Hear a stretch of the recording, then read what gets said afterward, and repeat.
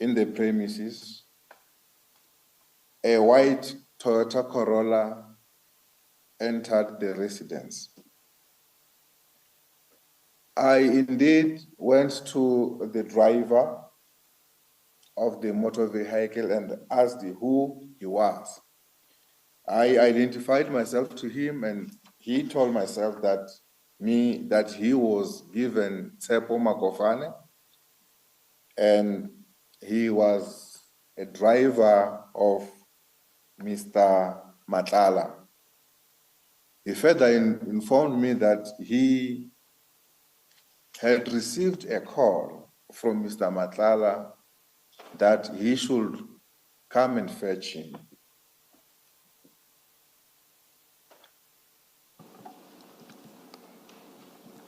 And as I was still standing with Mr. Makofane, taking his details, a combat member came to me and advised that my commander was looking for me. I then left with the combat member to the main house, where he directed me to the main bedroom, whereby I found my commander with a person that became known to me as Mr. Matlala, and a person who became known to me as Mrs. Tsakani Matlala. Thank you. Witness C, where you refer to a combat member, can you just remind us, is that a particular unit or combat? I think you've referred to combat team. Is that a particular unit, and what is that unit?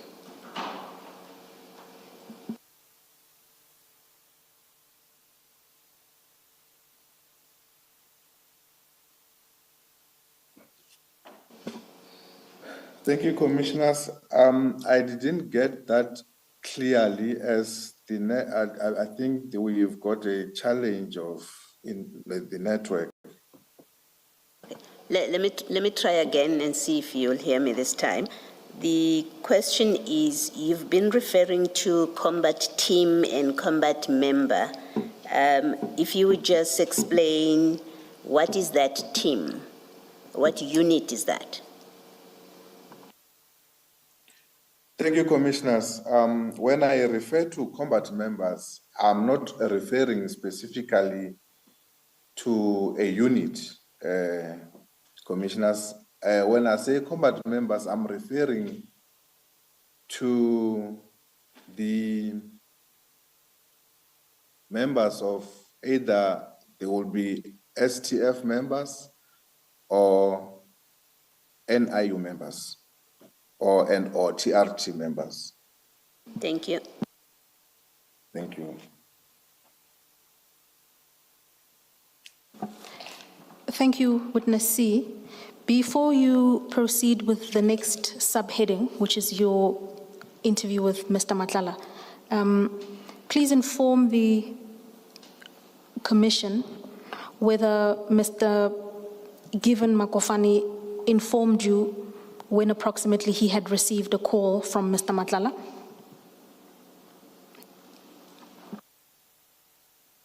Thank you, Commissioners. Mr. Makofane indicated that he had received a call just some few minutes after 1700 hours. And that will be the time that we were leaving the STF offices. Thank you.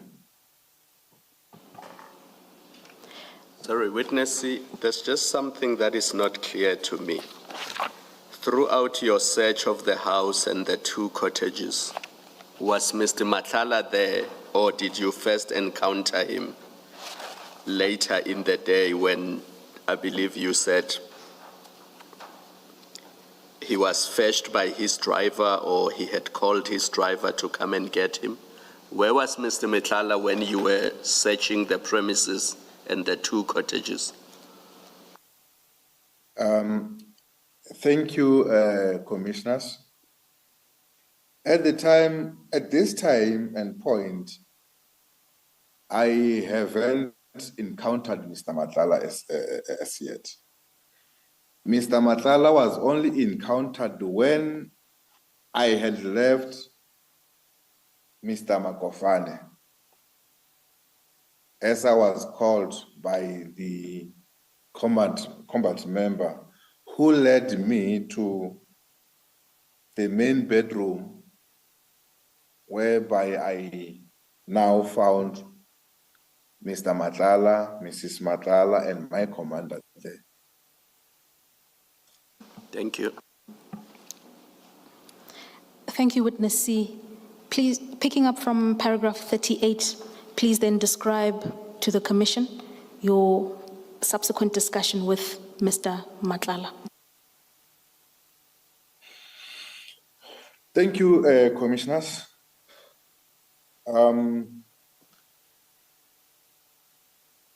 Upon my entry at the into the main bedroom of Mr. Matlala,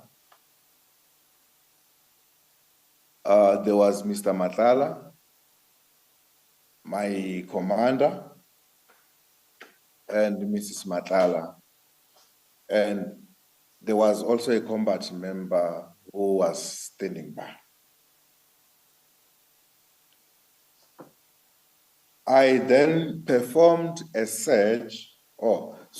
Before that, Mr. Matlala requested that his wife be excused from the room. And indeed, she was allowed to go outside. And then thereafter, I conducted a search in the bedroom. And as I searched for Mr. Bushuha, I couldn't find him. And then I also asked Mr. Matlala if he had any weapon. And he showed me a 9mm pistol that was placed on his pedestal. I then asked Mr. Matlala as to why was his firearm lying there, just exposed as it was, and why was the firearm not in the safe? Did you establish if it was a licensed firearm, Witness C? Thank you, commissioners. I did request him to show me his firearm license, and indeed he produced his firearm license. And when I checked the firearm license, and the firearm, the serial number corresponds with that on the license.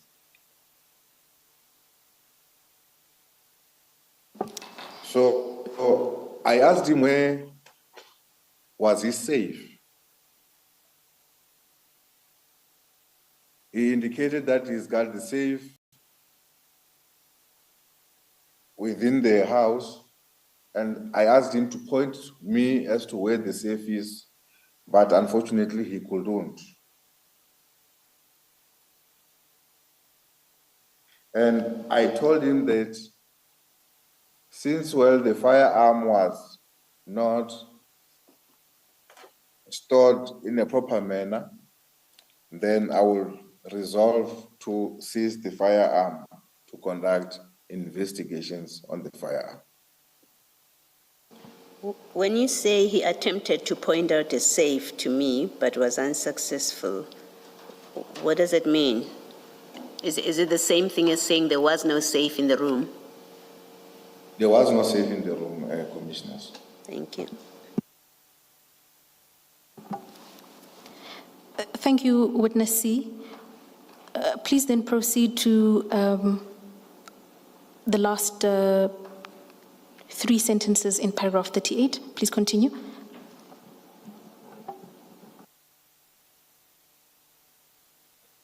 Thank you, Commissioners. As I have indicated, I have informed him that I will be seizing the firearm and I will be sending the firearm for ballistic testing. And furthermore, for security purposes and or reasons, I requested that the combat member who was standing by next to our commander, to my commander, to stand on the other side of the door so that we can now conduct an interview with Mr. Matlala. Thank you, Witness C. At the point of seizing Mr. Matlala's firearm, please then confirm to the Commission the total number of firearms that you had seized at his residence that day. Thank you, Commissioners. On that day, we have seized 2 rifles and 3 pistols, totaling to 5. Thank you, Witness C. Please then proceed from paragraph 39. Thank you, Commissioners. We then sat inside the room. He provided us with a space where we can sit, and I requested the cell phone of Mr. Matlala, and also I requested him if he is consenting to us searching the phone and or downloading the phone, with which he consented, provided us with the PIN codes, and deactivated the facial lock features on the phones. And we then proceeded to conduct an interview. As we were about to start with the interview, my commander informed me that upon his entrance at Mr. Matlala's bedroom, Mr. Matlala indicated that he wanted to talk to us. Then, indeed, we sat and we lent him an ear to listen to what he wanted to tell us. He then informed us that he knew the reason for us to be at his premises, and that we were there looking for Mrs. Nobile Dikhale and the child.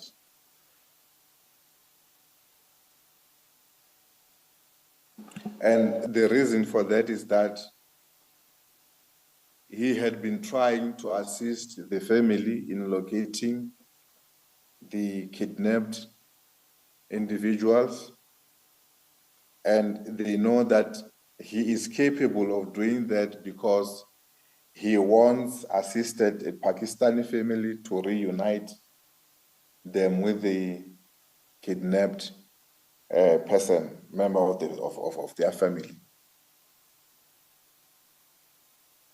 And he indicated that the reason why he was able to assist that family is because of the connections that he has and the industry, that the security industry that he is in business. And now people are suspecting him of being behind all the kidnappings that were happening around Gauteng. We then asked him of his criminal background. And yes, indeed, he told us that he had been, he was previously arrested for cases ranging from common robberies, armed robberies, cash in transit, and he indicated that that was in the past, as now he is a businessman. We then asked him if he knew Mr. Bushuha, and he told me that yes, he knew Mr. Bushuha, and they had been friends from 2012, and they were engaged in criminal activities together. As we asked where the whereabouts of Mr. Bushuha, he indicated that he didn't know where Mr. Bushuha was. And he informed us that he had been in communication with the family of Bushuha, as they had also approached him seeking assistance to locate Mr. Bushuha.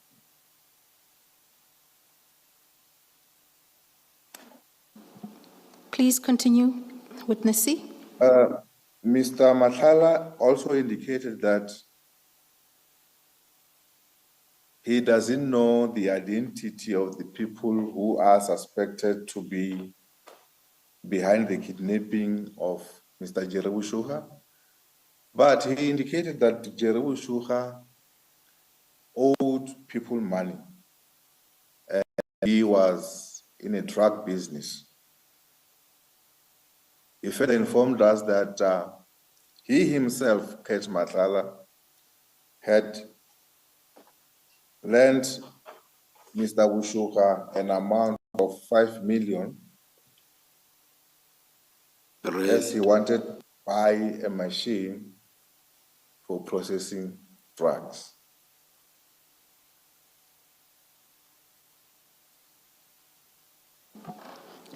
Please proceed, Witness C.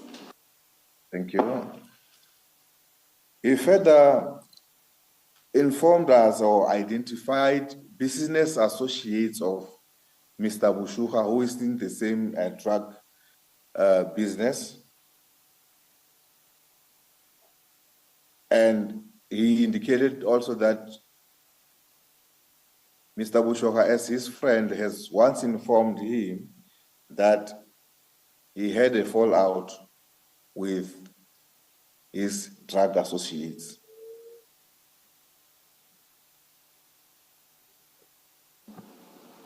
And that maybe the associates that he had a fallout with might want to harm him.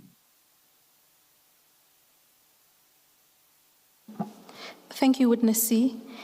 And so when you questioned Mr. Matlala about the possible whereabouts of Mr. Bushuha, what was the response you received?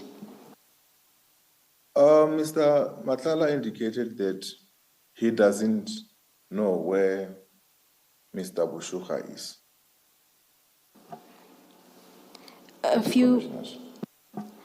Thank you, Witness C. 2 follow-up questions on this aspect of your evidence. Is it then a fair summary of what you've detailed thus far, that when Mr. Matlala was questioned on Mr. Bushuha's possible whereabouts, he denied a role in the kidnapping of Mr. Bushuha? Is that accurate? That is correct, Commissioner. He indicated that he had nothing to do with the kidnapping of either Mr. Bushuha or the family of Mr. A.B. Dikhale. And when questioned again in respect of Mr. Bushuha's kidnapping, Mr. Matlala proffered or suggested that certain unsavory characters within the drug world might have sought to harm Mr. Bushuha. Is that an accurate summary of your evidence? That is an accurate summary of the evidence. He also gave us names that indeed the investigations is still undergoing. So it's still ongoing, and now we cannot divulge those names, as Mr. Bushoka hasn't been found as yet. And my final question on this score, witness C, is it then correct that Mr. Matlala's position was that he is not a kidnapper or did not kidnap Mr. Bushoka, but rather that he was involved in assisting the families of kidnapped people due to his experience in the security industry? Is that accurate? That is accurate, Commissioners.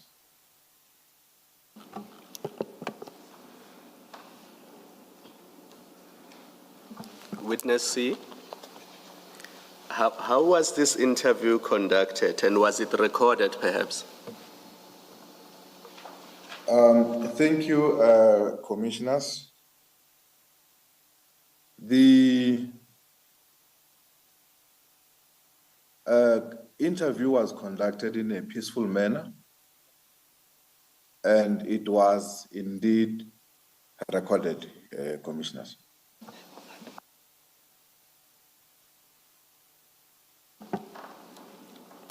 Thank you, witness C. Witness C, could you then proceed to paragraph 45 of your witness statement, please? Thank you, Commissioners. As we proceed with our interview with Mr. Matlala, he started now to tell us that he is a recipient of a SAPS health tender that is about 1.2 billion for 3 years.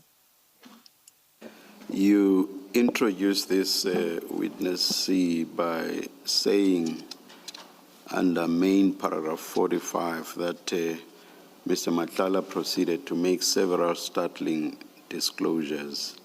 These are reflected below, and then 45.1, you then say what you've just said about the contract for 1.2 billion rand. Why do you say this was startling? Thank you, Commissioners. We never asked Mr. Matlala as to whether he had a tender with the SAPS or not. And as we go further, as you will see, he started name dropping of senior police officials. And while I'm saying startling, maybe I would also say that I am of an opinion that he said that and dropped the names of senior police officials in order maybe to intimidate us that he is connected to high-ranking officials of the SAPS. Thank you. I did not mean to derail you. Then you may go on itemizing what you say was startling.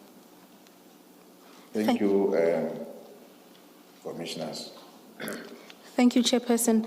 Witness C, you can then pick it up from paragraph 45, paragraph 45.2. Thank you. He then told us that he had close connections with very senior police officials within the SAPS, and he named number one, the Deputy National Commissioner, General Sibiya, and he also gave his contact details. Second one, he named General Feroz Khan,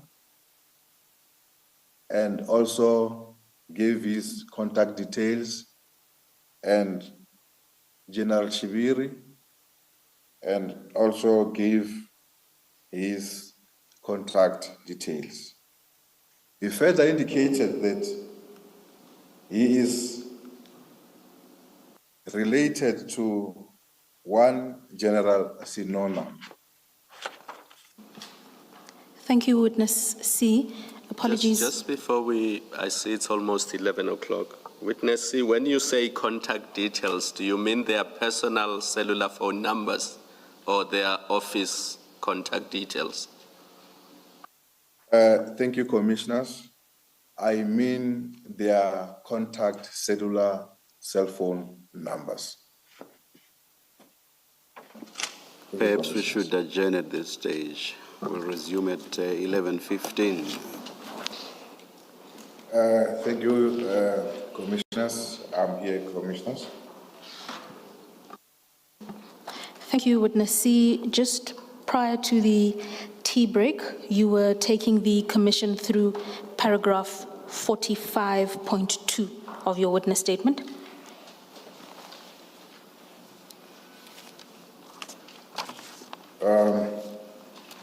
Thank you, Commissioners.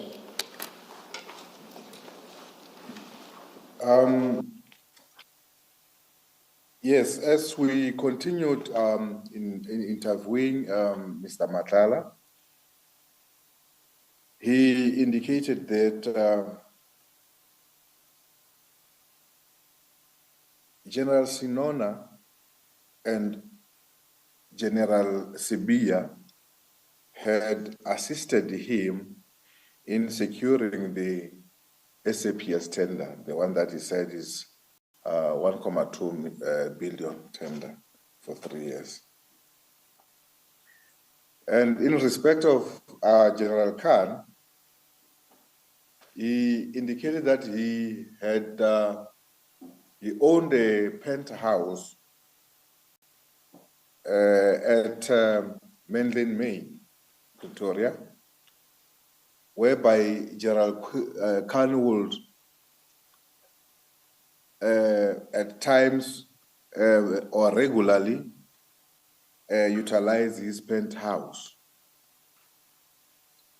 So when we asked him as to why would General Khan utilize his penthouse, and his response was he didn't know the reasons why would the general wants to utilize his penthouse. Thank you, Witness C. Just for further clarification, could you turn back to paragraph 45.2? Yes, I'm there. Thank you. Please provide the commission with a designation or a title for General Feroz Khan. What role does he play within the SAPS? General Khan is working at crime intelligence. And please do the same for General Shibiri. General Shibiri is working at the detection offices at the head office, working under the command of General Sibiya. And finally, General Sinona, please. I am not really sure about General Sinona, but I think he is the head of DPCI KZN. Thank you, Witness C. We're now at paragraph 45.5. Could I ask you to please read the contents of paragraph 45.5? Mr. Matlala told us that he knows where we were coming. He knew that we were coming to his house that day. He showed us on his phone the call history between him and Sergeant F.E. Nkosi from that day. He told us that he was tipped off through two calls, one advising that we were attending a briefing at STF offices at 1407, and further call advising of our departure to Mr. Matlala's residence at 1703.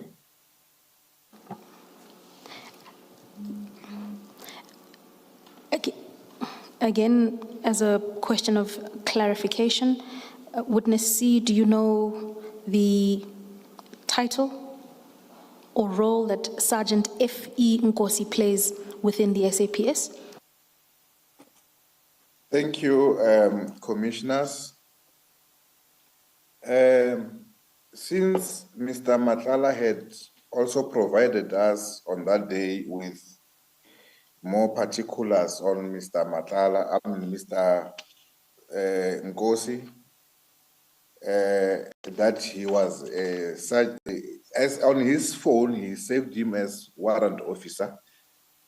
But upon further investigation into it, we have determined him as a detective sergeant F. Nkosi, working at the National Head Office Detection or Detective Services at the office of the Deputy National Commissioner General, Lieutenant General Sibiya. Please proceed, Witness C. Thank you. And furthermore, on that day, he indicated that he was in constant communication with the police minister, Mr. Mchunu, and on the very same night, he was supposed to have a meeting with Mr. Mchunu. And also indicated that there is a person who is responsible for his meeting with Mr. Mchunu, as he is not the one who arranged for the meeting. So the meeting was going to be through a third party, commissioners. Did he say who this person was, or did you ask who the person was? We asked who the person was, but he elected not to state who the person was at the time. Witness C, this Sergeant Nkosi, did you verify the telephone number that you saw on Mr. Matlala's phone, that it was indeed Sergeant Nkosi's number? Thank you, commissioners. On his phone, we verified the cell phone number, and also he also showed us an ABSA account number that belonged to Sergeant Nkosi. Furthermore, a screenshot of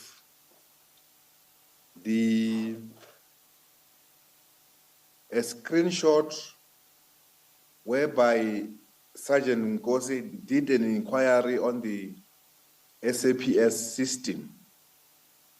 And on that screenshot, his personal number was reflected. Further than that, we also did profiling on who this Nkosi is. That is, then now we clearly got to know who Detective Sergeant F.E. Nkosi is. Just tell us more about the ABSA bank account, Sergeant Nkosi's bank account. What exactly are you saying about this? What were you shown about? What were you shown about it? Thank you, commissioners.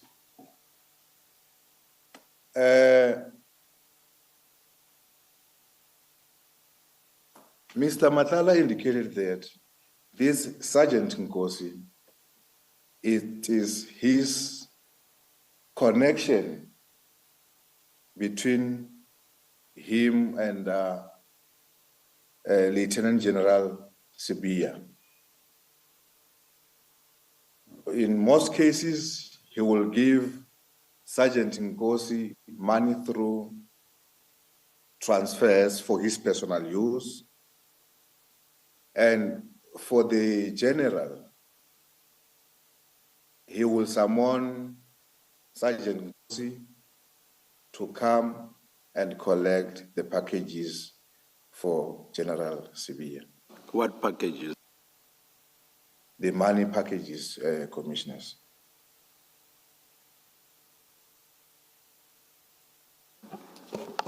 Thank you, Witness C. With reference to paragraph 45.6, towards the end of the second sentence, you indicate that the relationship and the intended meeting between Mr. Matlala and the Minister of Police were facilitated by a third-party associate to the minister. Do you now know who that third party is? Thank you, commissioners. Now we do know through our cell phone investigations into the downloads or mirroring of the cell phones of Mr.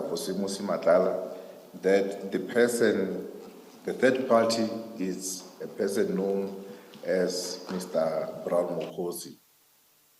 Thank you, commissioners. And just to be clear then, that at the time of the operation at Mr. Matlala's residence on the 6th, you were at that time not aware of the identity of this third party, but subsequently came into a place of knowledge. That is correct. At the time of the operation, we had no knowledge of who the third party was. And in actual fact, we didn't even know who Mr. Matlala was, except the profile that we had.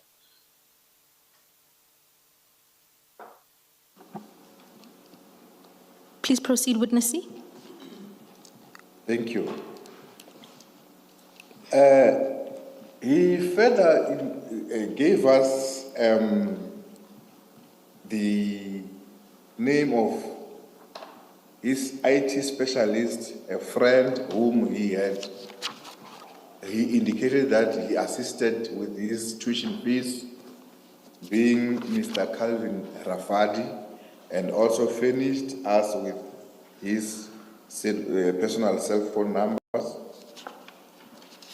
and that he had assisted him in obtaining his educational qualifications by paying for his tuition fees, and in return, whatever IT-related needs that he would need, Calvin Rafadi will be the person to assist him. Witness C, with reference to paragraph 45.3, did Mr. Matlala share with you how General Senona and General Sibiya assisted him in securing his tender with the SAPS? Commissioners, unfortunately, with regard to the way of securing the tender, he didn't go deeper into it as to how were they of an assistance to him.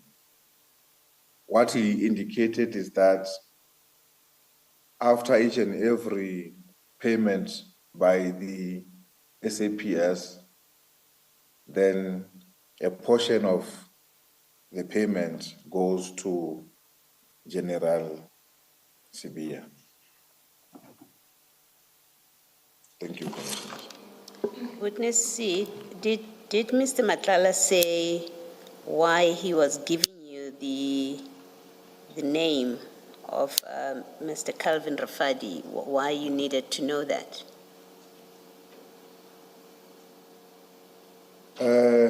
Commissioners, as I have indicated from the onset, that he started to make startling aversions. So one would not know as to why was he giving us the names of the senior police officials, and why was he giving us the name of Calvin Rafadi as a person whom he assisted in his educational needs. And even now, one doesn't have a straight answer to that, Commissioners. Thank you. Thank you, Witness C. Please then tell the Commission what was the ultimate outcome of the search of the Matlala residence and what steps you took thereafter with reference to paragraph 46. Thank you, Commissioners. After we completed the interview with Mr. Matlala, we did a walkthrough or a search at each and every room of the house, and unfortunately, Mr. Bushuka was not found. From there, as we had packaged the exhibits or the firearms, we then had to proceed to withdraw from the residence and proceed to the police station. Please proceed to paragraph 47, Witness C. And also, I also prepared a report pertaining the operation and the items that we seized. And with from them we have taken iPhones, 3 iPhones that belong to Mr. Matlala and Mrs. Matlala, with which they also gave permission to us for downloading of the cell phones, and the 2 burner phones, which were 2 Nokias, and also the firearms, the 5 firearms, with which 4 are the ones that we seized at the cottages where Masemola and Mchunu were, and the 5th one being the personal pistol of Mr. Matlala. Thank you, Witness C. Can I request you to turn to Annexure WC2 in your Annexure bundle? Annexure WC2. It appears on page 8.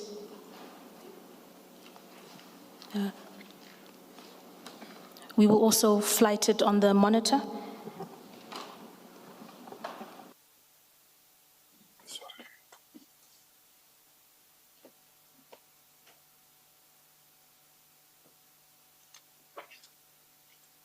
Thank you.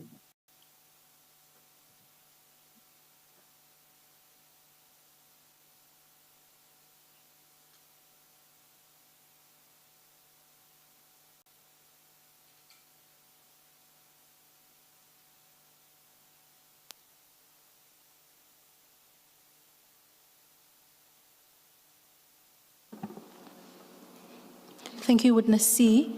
We are then at page 8 in your annexure bundle, and we're at paragraph 5. Thank you, Commissioners. I'm there.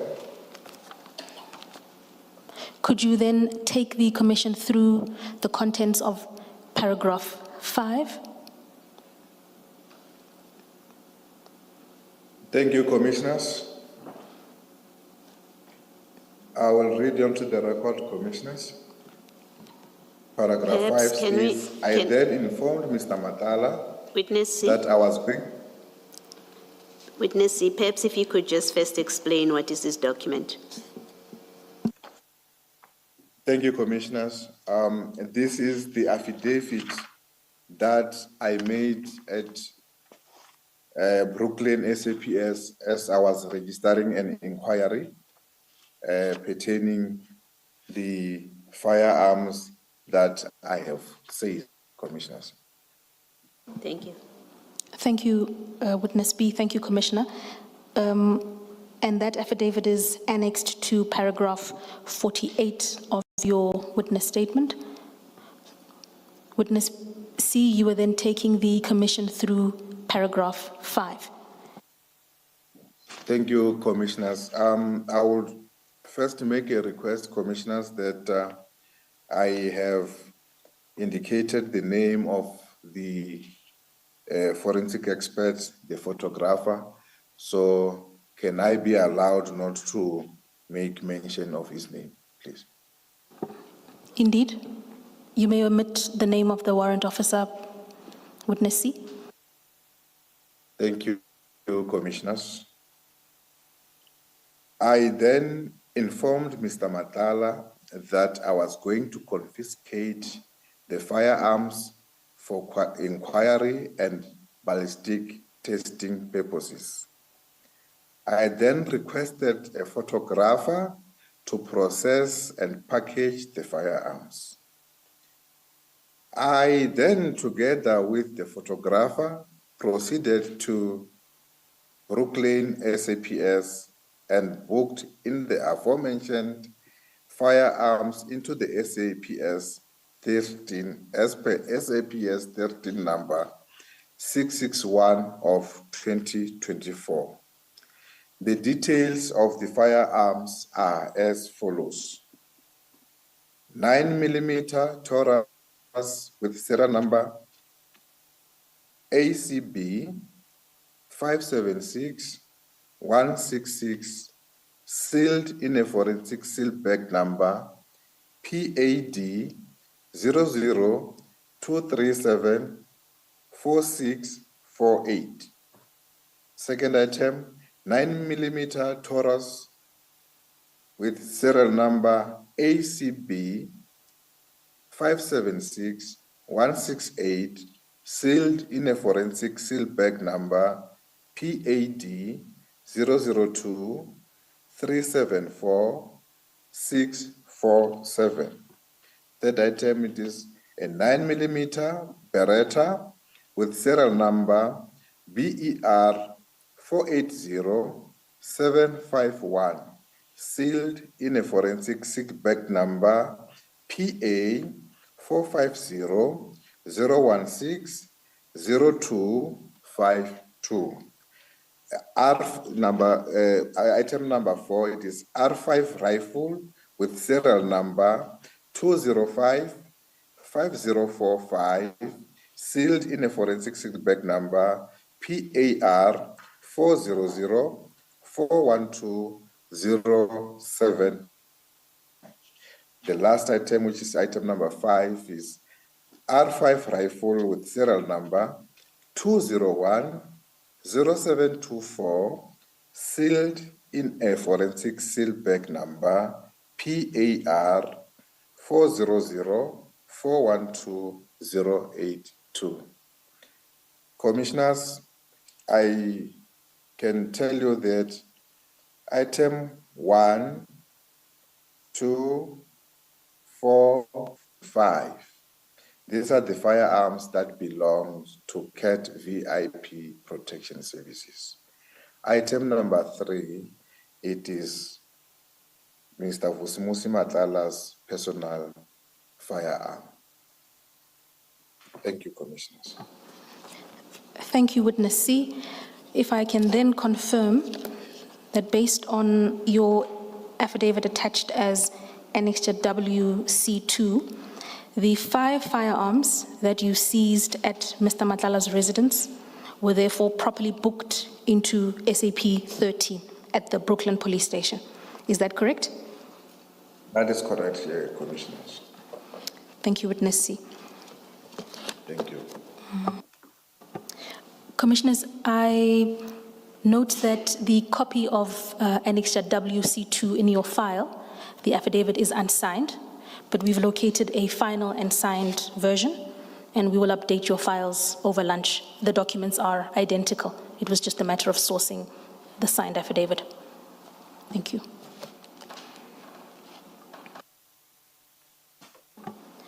Please then proceed, Witness C, from paragraph 47.3.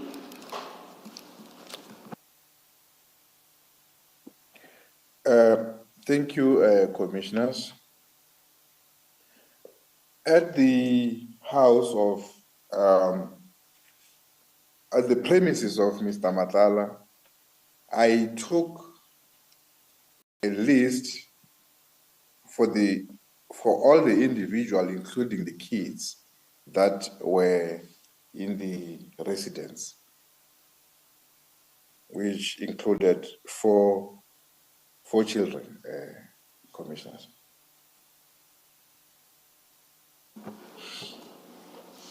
Please proceed, Witness C.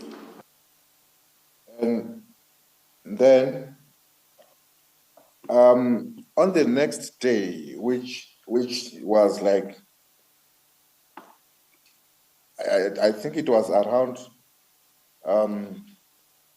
20 minutes past 12 midnight, we proceeded to Brooklyn ACPS, whereby the items, as I have read out as per Annexure WC2, were booked properly, and an inquiry, as per inquiry Brooklyn 1 of 12/2024, was registered.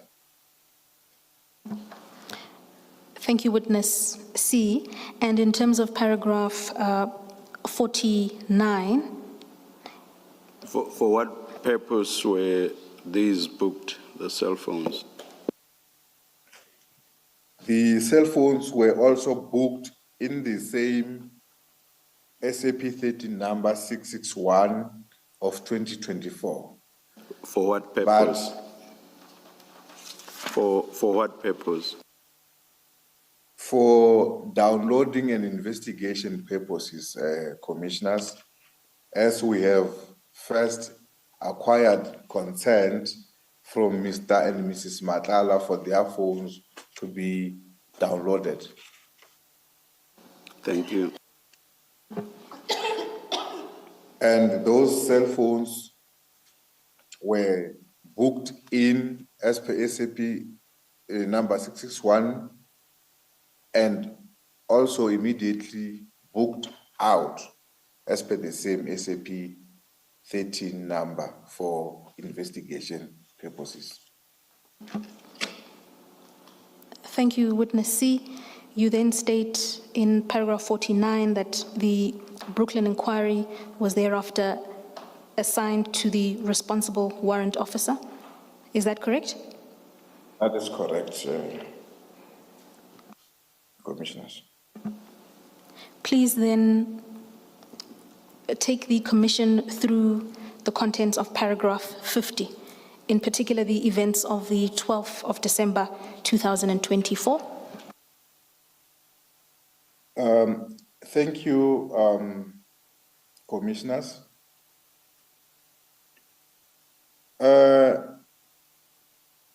On the 8th of December,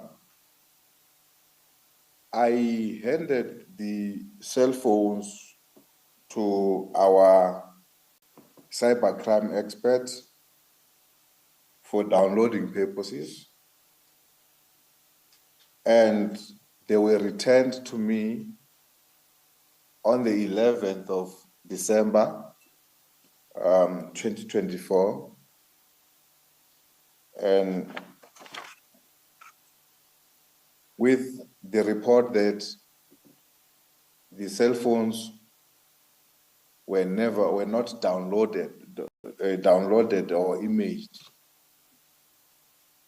and that services of the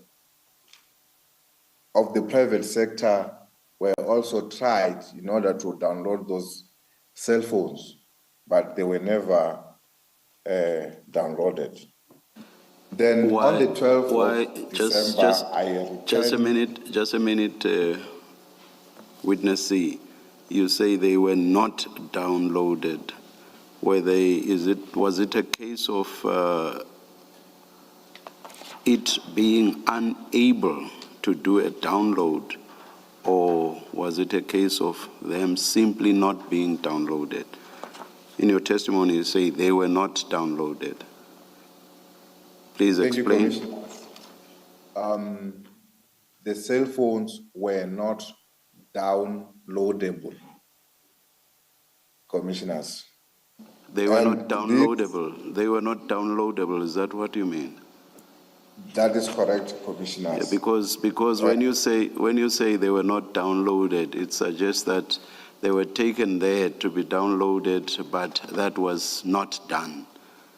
And it's different altogether if it was a case of them not being downloadable. No, thank you, commissioners. These phones were not downloadable, which now brought me to a conclusion that, as Mr. Matlala has given us a friend, an IT specialist friend, Mr. Calvin Rafadi, who assists him in all his IT-related needs, then maybe Mr. Rafadi might have done something or tempered the cell phones so that they cannot be downloadable. Can you please make me understand this? Evidence has been led of a few witnesses now who have told us what was found in Mr. Matlala's phone.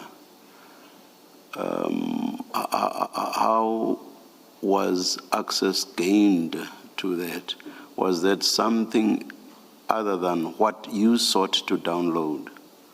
And if it was something else, how was that obtained? Thank you, commissioners. I was of, I thought we were still coming to that point, but commissioners, I will put the commission at ease to say that these phones, these particular phones that we are talking about, they were returned to Mr. Matlala on the 12th of December 2024. Fast forward, we arrested Mr. Matlala on the 14th of May 2025, and his phones were confiscated, and he consented to the search on the cell phones or downloading on the cell phones. These phones that were confiscated on the 14th of May were new phones altogether. The phones that I have returned on the 12th of December 2024, he informed me that he had enjoyed the warmth of them being burnt as he didn't trust that the police would just give his cell phones back without maybe putting something, a listening device, onto those phones. So he burnt the phones that were confiscated on the 6th of December, 2024. Thank you. Commissioners.